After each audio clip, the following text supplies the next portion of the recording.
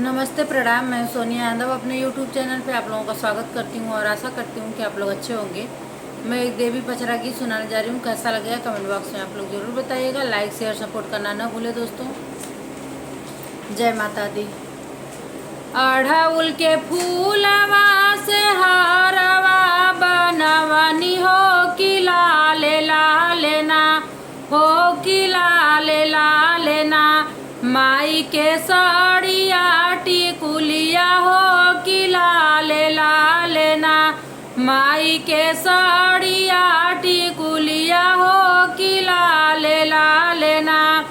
माई बोलवल बाड़िया सन लगवल हो कि चाली चलना, हो कि चाली चलना।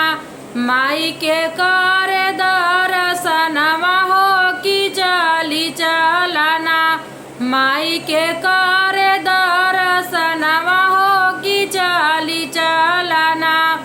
रतिया में माई मोरी सपना देखवली हो कि चाली चलना, हो कि चाली चलना।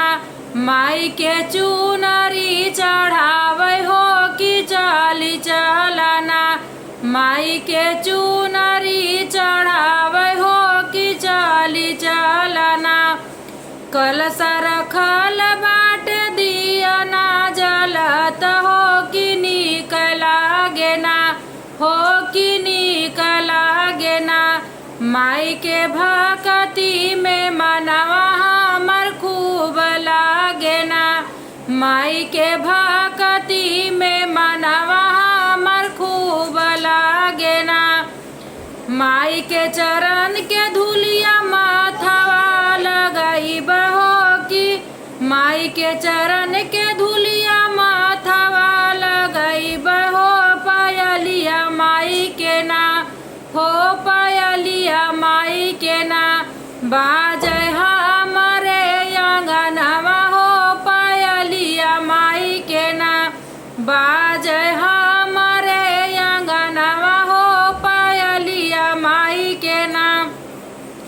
मनवा में ललसा मोर इहे बाड़े सैया हो कि लाले रंगवाना, हो कि लाले रंगवाना। माई के चुनरी ले आवा हो कि लाले रंगवाना। माई के चुनरी ले आवा हो कि लाले रंगवाना। होत सबेरे सैया करब दर्शनवा हो चढ़ाई दे बना, हो चढ़ाई आई बना। माई के लाली रंग चुनरिया हो चढ़ाई आई बना। माई के लाली रंग चुनरिया हो चढ़ाई आई बना। अढ़उल के फूलवा से हारवा बनवनी हो कि लाले लाले ना। माई के साड़िया टिकुलिया हो